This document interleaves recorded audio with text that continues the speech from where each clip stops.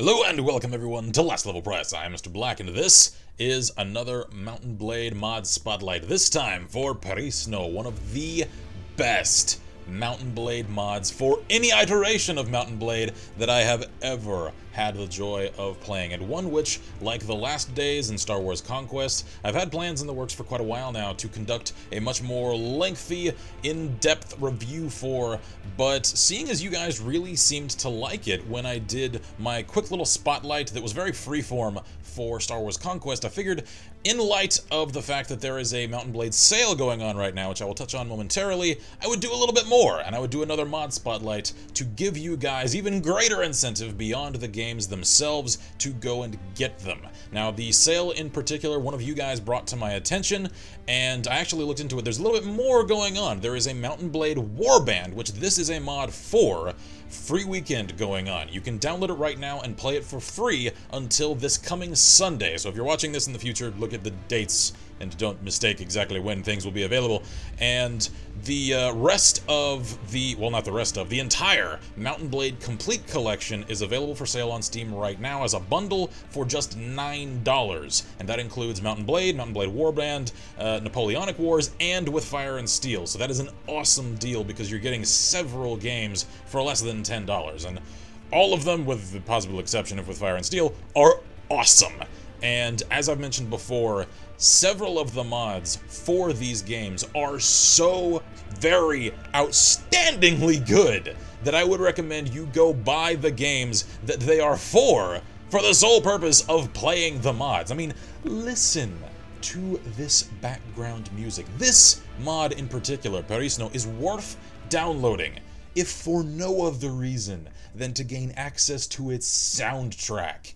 It is awesome. I know some of the things included in it are probably not copyright safe, but a great deal of older orchestral tracks are included as well, like O Fortuna, which we'll play during some battles. And I will jump into game really quickly to give you guys an idea of exactly what we are working with. I'll jump into Violeta's character. Hers has gone much farther in the game than mine at this particular stage, and illustrate that this is, just like the last days, and a bit like Star Wars Conquest in fact, not just a minimal retweak of base Mountain Blade Warband. This is an entire reimagining, a new game built upon the Warband platform.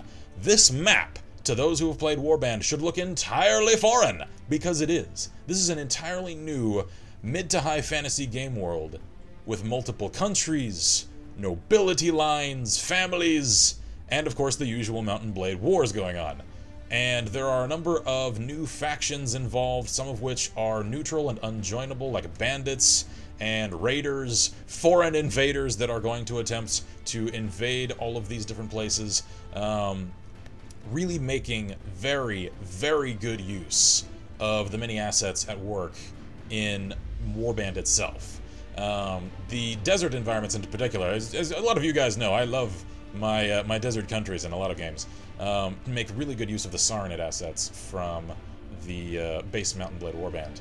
And the character creation in particular, I should note, is just like with base Mountain Warband, also now accessible through just clicking upon your avatar in-game here, so I don't have to go through the run-of-the-mill of actually making a new character to demonstrate this. And the female face gen in particular is much improved in this mod over even base Warband itself. I should also note that very few of the game's old textures and models make reappearances here. A lot of the content in this game, from the visual assets to the sound assets to the textures, have at the very least been increased in resolution and sharpened so that they look better, but for the most part completely overhauled with new material.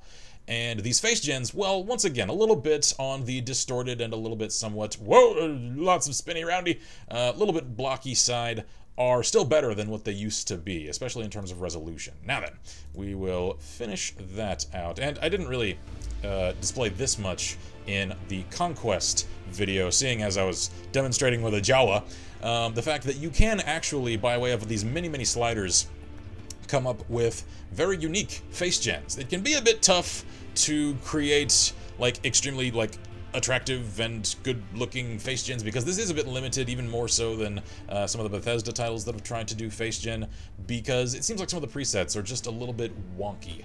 But I have on occasion managed to actually create some quite fetching face gens for both males and females alike, so I really like the sort of character freedom that all Mount & Blade, much less this particular mod, allows for, because I've mentioned it before, this is as much an announcement for the sale of Mount & Blade as it is a spotlight for this particular mod, that Mount & Blade allows players to do whatever they want to do, whether it's acting as a merchant, whether it's acting as a trader, whether it's acting as a mercenary, or as a knight, the paragon of one of the many factions that you can join, all of which are available within this mod, by the way. And that's awesome. I love that kind of character freedom. This mod also adds in several new quests by way of NPCs that you can go and find that add sort of like epic grand adventures into things, with quests that were never present in the base game, like going and tracking down ancient relics, which I think I've actually got one of. Yes, here we are. The balance, no, there we are. Kingslayer.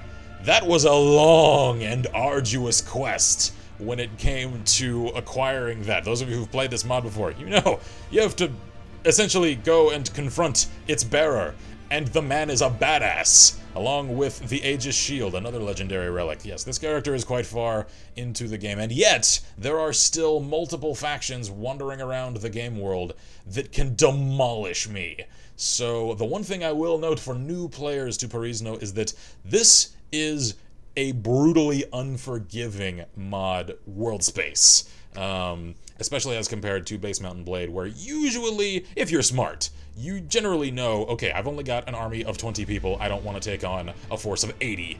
Well, here, you can have a force of 80 and take on a force of 20, but that 20 might be amazing and still decimate you without losing a man. Some of the wandering, particularly neutral factions in this game are very, very dangerous, so it does take a little bit of trial and error to work out whom one should dare to offend and try to fight, but once you start to get a gauge for which factions are more balanced and which are very obviously meant to be more fantasy trope laden in terms of power, like some are basically alluded to be werewolves and are therefore very, very powerful and difficult to kill, you'll start to get the game down, and eventually you'll start to be able to recruit some of those same people for your side, making the battles a bit more fair and balanced. So, let's exit out of this really quick, and rather than roaming about the world space and taking forever to find a battle, I'm going to do the same thing I did with Conquest and jump into a custom battle. This should look relatively interesting to those who have played Warband, because this is a pretty new interface. A lot of things in this game have been reskinned and reformatted from the base game to make them more thematically fitting, and I love it when developers and mod authors, like, I want to call this a developer. I don't just want to call the team behind Perisno mod authors, because again, it feels like that falls short when this is the product of their work. So the developers of this have included even their custom characters from throughout the game world, like Onishi, who is a follower that one can recruit, and several of these others as playable characters in the quick battles. I think we'll gender bend Mr. Black here. We'll play as the High Priestess of the Dragon tomorrow. Wait, no we won't, because she does not have a bow, and I love my mounted archery. I need someone with a bow. Where are we? Oh, there we go, Zeladek. I think I tried this guy out when I was first trying the quick battles. Then we will fight the High Priestess, a worthy opponent. Where is she? Where'd she go? Oh, okay. Well, apparently I can't choose her as a specific enemy commander. I can only choose their faction. That's disappointing. Well, fine then. Who should we fight? I think we will go up against the Hakon Empire. And let's see. We'll make this a force of... how's about 50 on 50? I like the sound of that. Army size, 50 on 50. I can't seem to select actually 50, so we'll go 51. And composition. That looks like infantry, archers, and cavalry. I like the even distribution there. Which map should we do? Farmhouse, Oasis, or Tulbuk's Pass? I think we will go with the Oasis, because I love me some pretty desert oases. Game type, battle, siege, which is always really fun. Siege defense, siege offense. Now I'm torn. I haven't actually tried out the quick battle siege before. I kind of want to do that now. So let's see. What are the siege options? Haima Castle, Ulbus Castle.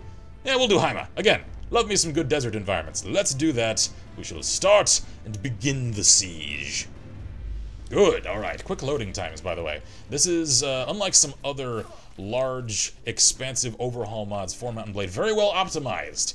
So, once again, I want to address this more as a free-to-play game built upon the Mount & Blade Warband engine than as just a mod, because this is so good. And yes, sieges like this are present within the base Mount & Blade game. For those who have not played that, and maybe on the fence about partaking in the sale that I mentioned a while back. And this character, good lord, this pre-built clearly has very high archery skill, because ordinarily you would not have near so tight an archery spread when it comes to placing shots. This man is a heavily armored sniper. I like that, because I'm able to pick these guys off at quite a distance. And yes, you may note that while I am getting the alerts in the bottom left corner that I'm getting headshots, you'll note that my reticle is not necessarily lining up with other characters' heads. That's because this game does factor in ballistic arcs for various weapons. And certain bows and crossbows and the like, and even thrown weapons, will factor in their own unique physics when it comes to placing shots. So even within a fantasy setting like this, in terms of the physics behind the weapons at work, it is historically accurate. I know that's a weird phrase to use when it comes to anything fantasy, but for basic weapons like this, I believe that that's still an applicable phrase. And you may note that we're not really storming the castle much at all. That's because we're waiting on our siege tower to get close enough for us to try to mount the walls. I wish I did have some way, I don't know if there's a battering ram at all in the game, to bash through the portcullis, because that one looks like it's made of wood, but to my knowledge, that is not an option. Alright, we're getting close, which means I need to mount the ladder, even though it's not a ladder, it's more of a ramp, the siege ramp, there we are. And ready a shield, seeing as I'm about to wade into a hail of arrow fire before taking the siege. There we are, good. Perfect timing. Oh my, here it comes. And, oh, there's their commander. I see you. He's raising his axe. Please don't hit me. There we go. Oh, faked you out. Faked you. There we go. I'm gonna kill that guy. Yep. There we are. Killed your sergeant. And now I've killed you. Okay, that was not a commander. He was just a heavy lancer. Alright then. We're gonna... Whoa. Uh-oh. Alright. I don't know how hardy this character that I'm playing is, because the pre-generated characters that aren't built are, I believe, mostly taken from heroes and commanders throughout the single-player version of this. And some of them are incredibly powerful and take a lot to kill. Alright, I gotta get out of the mob! Move! Let me in! Let me in! I want to be able to see! Where's everyone? There we are, good. Now I'm free to engage. Uh-oh. Oh, Warhammer! There we go, good. Ow. Actually, not ow. I don't think he ever actually hit me. Ow, that guy did. There we go. Oh, he's just intent on killing me.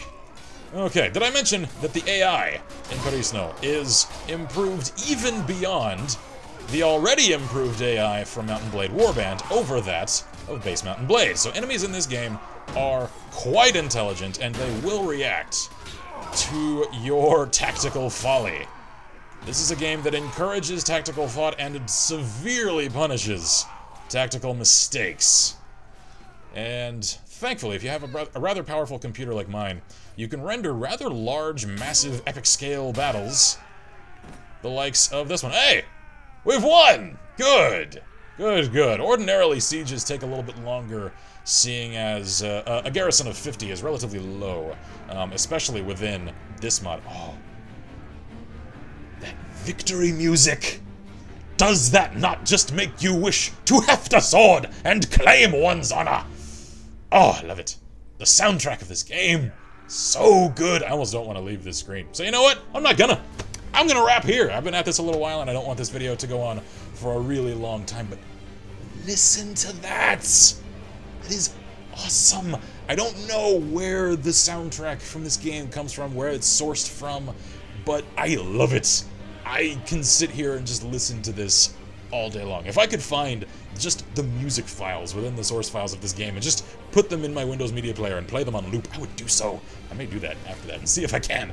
But this has been my spotlight for Mount & Blade Warband mod Perisno. Oh, you're making me leave. Battle is over. You have won the battle. Your side killed 51 enemies and lost 31. You have personally slew 21 in the fighting. Very good. Alright, well, at least I'll get the cool starting menu music here. This is Perisno, everybody. I will, of course, as always, leave a download link in the description below for you guys to go and get this. Go and give, if you have not already, Mountain Blade Warband a try during the free weekend. You've got from now until Sunday to go and do so. Go and see whether or not, even if you don't buy the whole Mountain Blade Complete package, whether or not you want this, because this mod is for Warband.